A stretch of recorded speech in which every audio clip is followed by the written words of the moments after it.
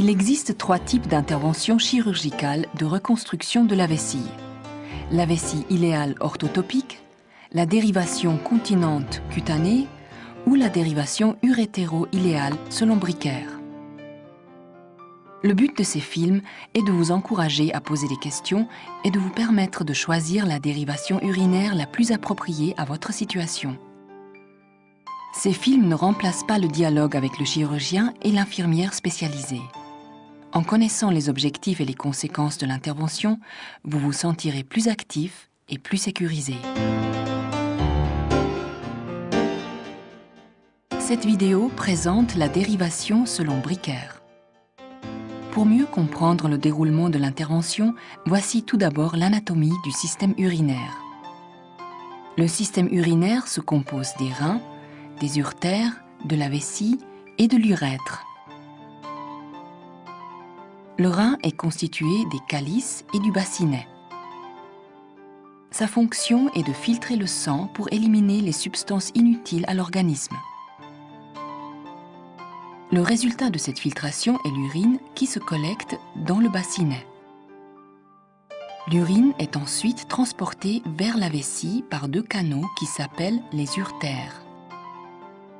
Ce sont les contractions régulières du bassinet et des uretères qui permettent à l'urine de s'écouler en direction de la vessie. La vessie est un organe creux entouré de parois musculaires. Grâce à son élasticité, elle peut contenir jusqu'à 500 ml d'urine. À la sortie de la vessie, le sphincter assure l'étanchéité du système urinaire. Certaines affections de la vessie, telles un cancer ou une perte de la fonction de vidange ou de recueil des urines, peuvent nécessiter son ablation. Dans un premier temps, la vessie est enlevée. Elle sera remplacée par un conduit qui permettra d'évacuer l'urine produite par le rein.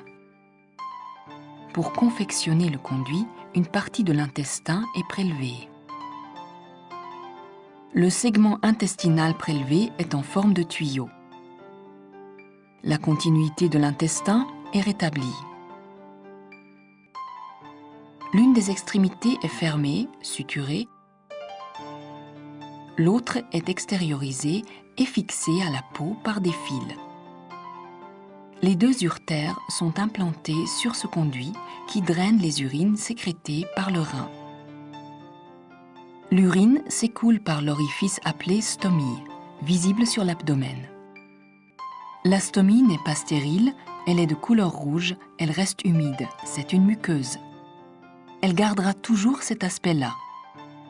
Cette stomie est appareillée avec un système de recueil des urines collé en permanence sur l'abdomen.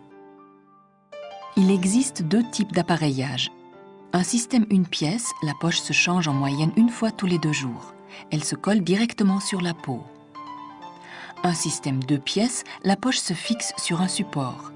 Ce dernier se change en moyenne tous les 4 jours et la poche 1 fois tous les 2 jours. Le choix entre ces 2 types d'appareillage se fait en fonction de votre anatomie et de vos propres critères de confort. Un suivi par le médecin et l'infirmière spécialisée vous sera proposé selon vos besoins.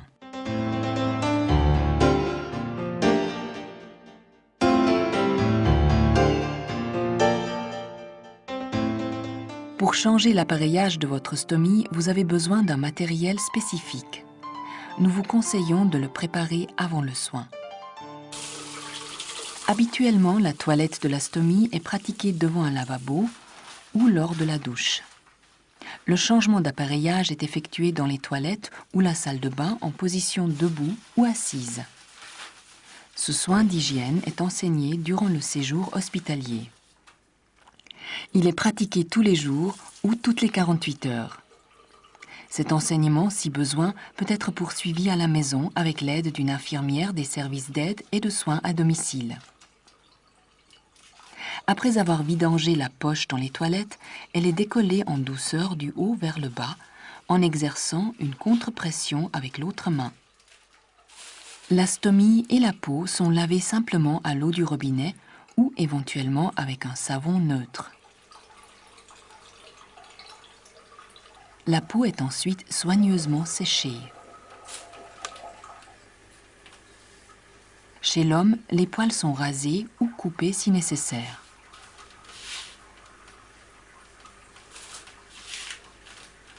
La nouvelle poche est collée sur la peau. Pour éviter un risque de fuite, il est conseillé de coller d'abord la partie inférieure de la poche. Pour parfaire l'adhésion de la poche, il est utile de bien lisser la partie collante avec la main.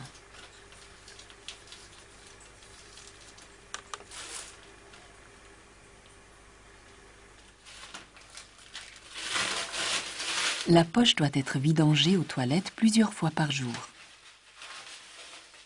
Les déchets sont rassemblés dans un sac opaque qui sera ensuite éliminé dans la poubelle ménagère.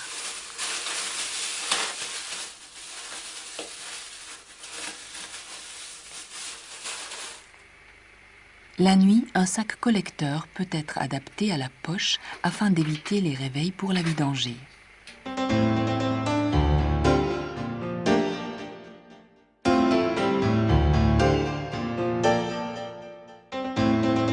Lors de vos déplacements, vous pouvez emmener avec vous le matériel nécessaire à un changement de poche. Vous serez ainsi toujours plus tranquille. Boire beaucoup, au moins 1,5 litre à 2 litres par jour, est très important pour éviter la concentration des urines, la formation de mucus et prévenir l'infection. Pour vous aider à accepter ce changement dans votre corps, vous pouvez être accompagné par les infirmières stomathérapeutes ou être orienté vers un psychothérapeute ou un groupe de parole. Les infirmières stomathérapeutes pourront vous renseigner. Il est important que vous n'hésitiez pas à parler de vos difficultés d'ordre physique ou sexuel à votre médecin urologue ou à l'infirmière stomathérapeute afin de recevoir le soutien adapté. Le matériel de soins prescrit par le médecin ou l'infirmière stomathérapeute est remboursé par l'assurance maladie.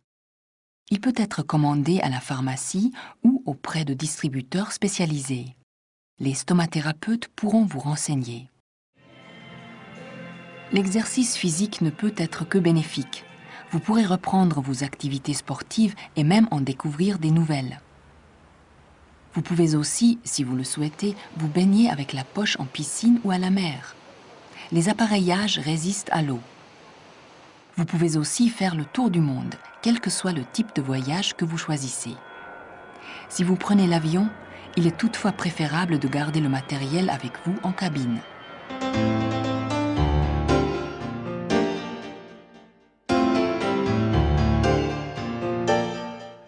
La première chose, c'est d'avoir vraiment confiance en son urologue, avant l'intervention, de savoir, de se préparer moralement, psychiquement à ce qui va vous suivre.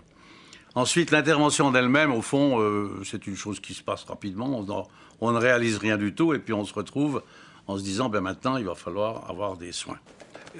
Une des premières choses qui m'a mise en confiance, c'était juste après l'intervention, c'est lorsque l'urologue m'a dit « Oh, vous savez, j'ai opéré il y a quelques années un agent de police qui a repris tout à fait ses occupations et qui continue d'être agent de police malgré l'intervention qu'il a subie. » Donc pour moi, c'était au fond une question aussi de confiance en me disant « Si un agent de police peut continuer à faire son travail, eh bien, moi j'aurai aussi quand même certaines chances de pouvoir continuer ma vie à moi. »